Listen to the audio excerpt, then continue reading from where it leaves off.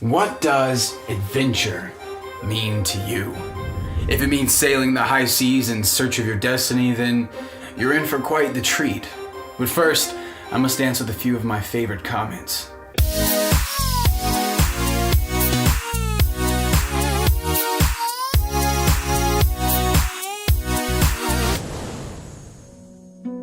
The Legend of Zelda, a franchise where the stories inspire, quirky characters leave a lasting impression, puzzles that are challenging, and astonishing soundtracks that are simply mesmerizing. In honor of the Wind Waker HD release, I'll be discussing the personal impact this game has had on me, so let the waves of my voice float you ashore, and the winds of your imagination take you to a place unlike any other. The Legend of Zelda The Wind Waker was one giant risk. By geographically and artistically reimagining Hyrule, Nintendo startled gamers everywhere when they first showed off this game. Even I wondered how Nintendo was going to pull this off as they unveiled the very first cel-shaded Zelda. While some view it as a beautiful work of art, others can't stand to look at it. But is it fair to judge a game entirely based on its art direction? The Zelda franchise is about inviting the players to claim ownership in the experience, right? Aonuma and Miyamoto have always been mindful in that when making a Zelda game, Link is you, the player. And how a game looks is one aspect to whether or not you're capable of feeling like you are Link. At what point, if at all, did you claim ownership in this experience? Or if you plan on playing it, do you expect to? This cel-shaded Zelda title can be a hard pill to swallow, though what's beyond its looks, and why is it that even with its artistic controversy, The Wind Waker is cherished as one of the greatest Zelda games to date? You know, I can't answer that question for anyone other than myself, and that's what I'll do.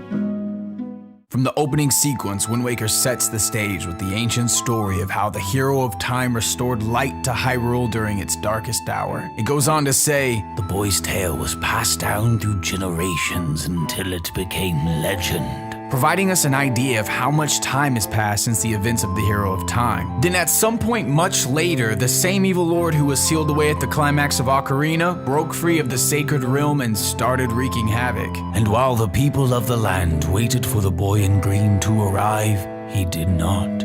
In the last hour, as doom drew nigh, the people left their future in the hands of the gods. Since this is the same world where the events of Ocarina of Time took place, it won't take too much brain power to realize how the gods handled the situation, seeing that there is water everywhere. Of course, it's not as simple as just that, so you're going to have to play it for yourself to find out what really is going on here. The Tales of the Hero of Time has heavily influenced society, helping determine when boys become men and must learn the ways of the sword. As you progress through the story, there are many references to previous Zelda titles, whether it be through its themes, landmarks, or music. But my favorite reference lies within a melody that can be found in the theme of Outset Island. Now this part is coming up in the song, so try and ignore what the strings are going to do and pay attention to the woodwind instrument in the background.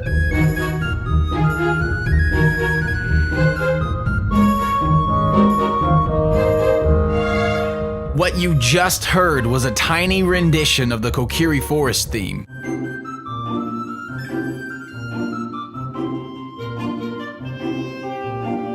Windfall Island, Dragon Roost Cavern, the Portal Sound, and the Inner Forest Haven theme are all overworld tracks that are either remixes of songs from previous Zelda games or possess small renditions in them, similar to what you just heard. The reason this is significant is because they re-establish what these islands once were during the life of the Hero of Time. I mean, you can tell by looking at them, but I love how the music also confirms this. The Wind Waker does a wonderful job at subconsciously tapping into your nostalgia chamber, whether it's through the reappearance of familiar landmarks like the windmill or the giant mountain, or it does so through its music. It's brilliant how you can hear a sliver of the Hero of Time's old stomping grounds blended into the Outset Island theme, especially when Outset Island isn't even speculated to have once been Kokiri Forest. That's just clever doings by the developers to potentially make you emotionally tied to the game without you even realizing it.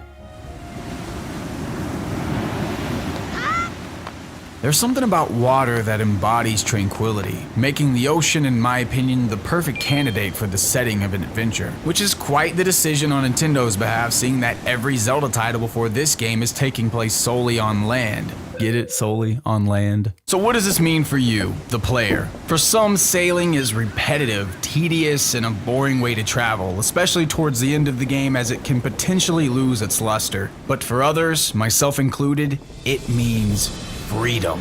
With hidden treasure to be found, new people to meet, and scenic landscapes to discover, you won't want to overlook any island. The weather changes, creating dangerous sailing conditions. You'll encounter marine life, pirates, and monsters. As you emerge from a dark and enclosed dungeon, you can almost smell the salt water as the vast sea and open sky greets you yet again. Zelda games have always done a beautiful job at displaying an adventurous sense of contrast in its world, and The Wind Waker is no different. Why do we love the sea? It is because it has some potent power to make us think things we like to think. Sure, it's only a video game, but it is the closest thing that I have to sailing the ocean and adventuring to unfamiliar lands, as well as experiencing a complete escape from life on solid ground. And this may sound weird, but because of this game's setting, I found that not only is the journey fulfilling, but also therapeutic. All in all, this core gameplay mechanic will be hit or miss with its audience, but for those it resonates with, they may find themselves reminiscing on this experience long after it's over. When we talk about the effects of video games, we usually discuss it in the form of nostalgia. So yes, while I am incredibly nostalgic for this game, there is another reason entirely as to why I love it. Prepare yourself, because this little heart-to-heart we're about to have may get a little cheesy.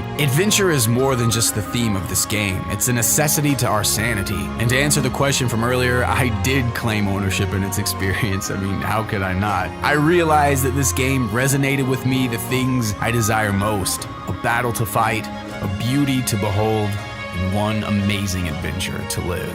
It is the epitome of why I love The Wind Waker. Nintendo, whatever you decide to do in terms of artistic direction for the future, please just never lose that spirit of adventure that can be found from The Legend of Zelda.